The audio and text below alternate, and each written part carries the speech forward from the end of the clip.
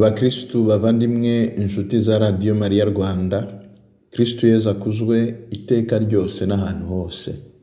Tugeze ku wa mbere w'icyumweru cya 16 gisanzwe umwaka wa Kiliziya, umwaka A. Turi ku itariki 24 z'ukwa karindwi 2023. Ijambo ry'Imana tuzirikana uyu munsi turarisanga isomo rya mbere mu gitabo cy'iyimuka Misiri, umutwe wa 14 murongo wa 5 kugera ku wa 18. Isomo ryo mu gitabo cy'iyimuka Misiri. Bukeye umwami wa Misiri aza kumenya ko umuryango w'Abayisiraheli wacitse. Ubwo ngubwo umutima wa Farawo n'uw'abagaragu be urabirinduka, maze baravuga bati byagenze bite rwose kugira ngo tureke Abayisiraheli bagenda, be kuzadukorera ukundi. Nuko Farawo azirikisha amafarasi ku igare rye, akoranya n'ingabo ze baragenda. Bajyanye amagare 600 y'indogobe n'amagare yose ya Misiri, hamwe n'abagabo bita kuri buri gare. Nuko Uhoraho atera umutima wa Farawo umwami wa Misiri kunangira, maze yiruka ku Bayisiraheli, kuko abo Bayisiraheli nyine bari basohotse bishimiye kwigenga. Abanyamisiri rero babirukaho, maze babashyikirira aho baciye ingando iruhande rw'inyanja.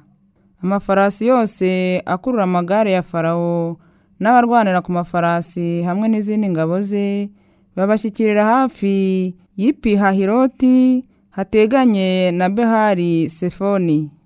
Kubera ko Farawo yari amaze kubasatira, Abayisiraheli bakebutse babona Abanyamisiri baje babateye. Nuko Abayisiraheli bakuka umutima bitavugwa, baganyira Uhoraho. Babwira Musa bati mbese Misiri yari ibuze imva byatuma utuzana ngo tugwe hano mu butayu? Watugenjeje ute kugira ngo tuvane mu Misiri?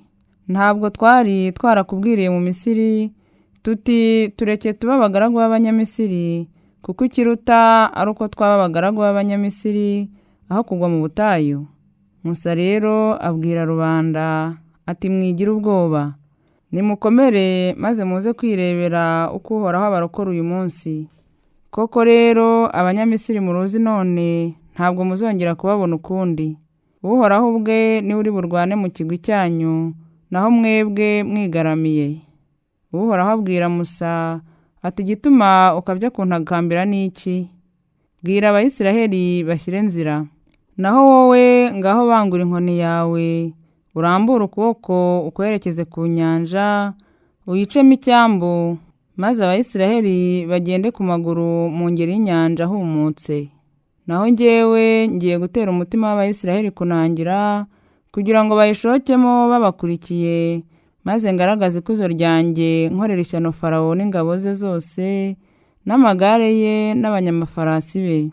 Abanyamisiri bazamenya ko ari njyewe Uhoraho, nimara kugaragaza ikuzo ryanjye nkorera ishyano Farawo n'amagare ye n'abanyamafarasi be. Iryo ni ijambo ry'Imana. Dushimiye Imana. Indirimbo idufasha kuzirikana turayisanga mu gitabo cy'iyimuka Misiri, umutwe wa 15 umurongo wa 1, umurongo wa 2, umurongo wa 3 kugera ku wa 4A n'umurongo wa 4B kugera ku wa 5. Turaririmba Uhoraho kuko yisesuyeho ikuzo. Turaririmba Uhoraho kuko yisesuyeho ikuzo.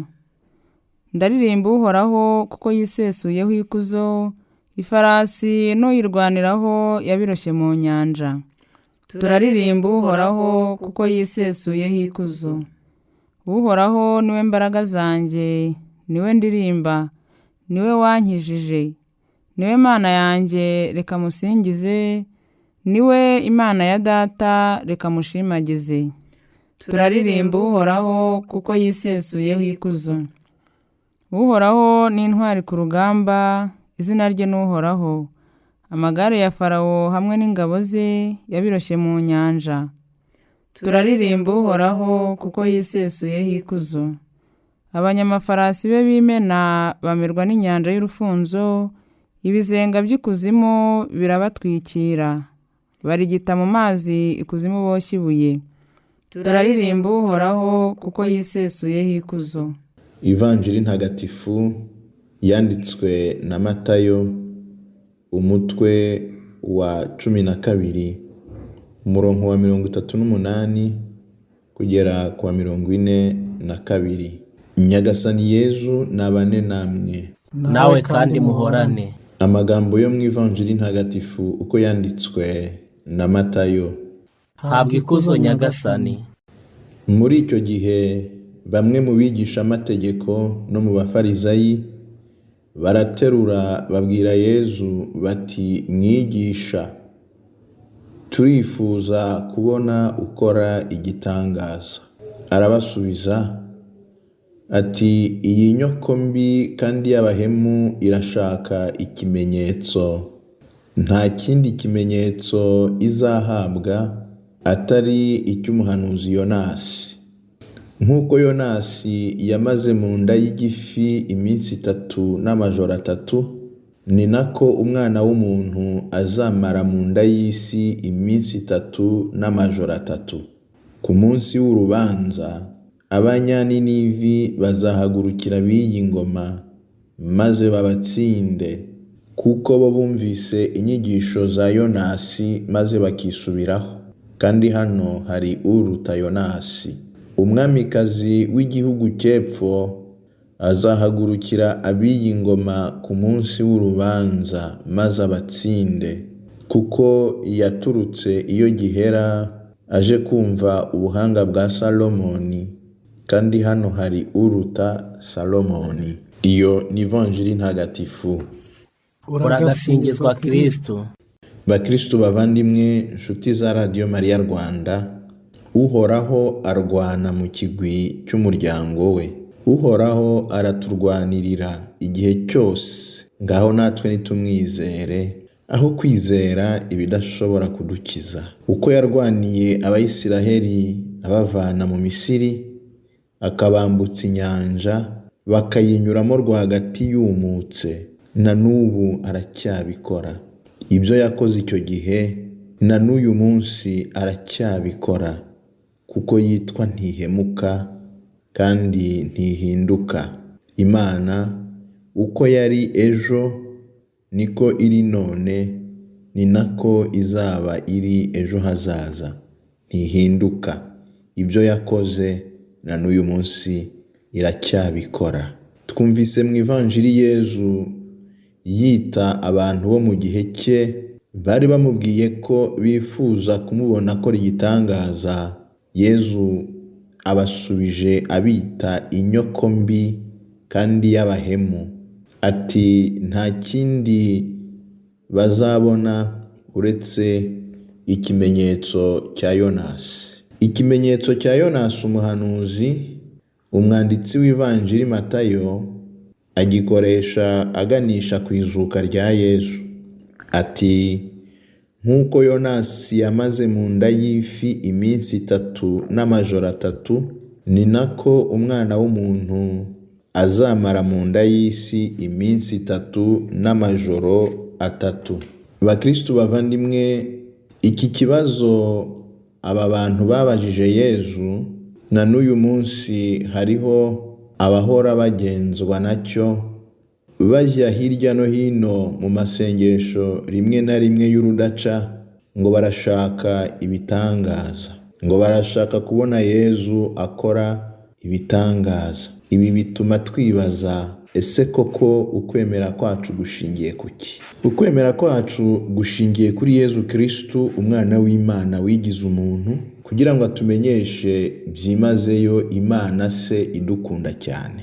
Uru rukundo yarugaragaje by'agahebuzo, yemera kudupfira mu gihe twe twari abanyabyaha. Nuko mu bubabare, urupfu n'izuka bye turacungurwa. Niyo mpamvu ukwemera kwacu gushingiye kuri Yezu Kristo wapfuye akazuka. Nidushake tunabivuge mu buryo bw'ibitangaza. Nta gitangaza kizaruta kuba Imana yarigize umuntu ikaza kubana n'abantu, ikabakunda kugeza ibitangiye, ikabacungura. Twaracunguwe, twarakijijwe muri Yezu Kristo.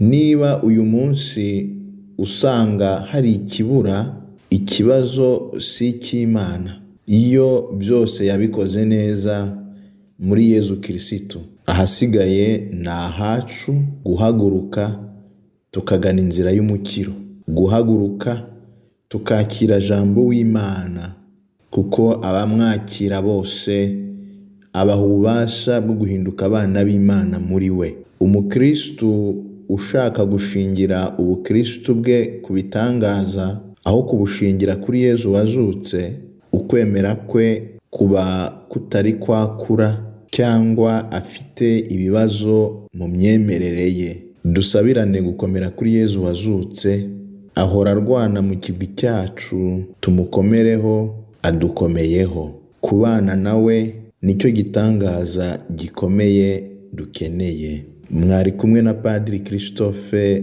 Mudaheranwa wo muri Diyosezi ya Nyundo.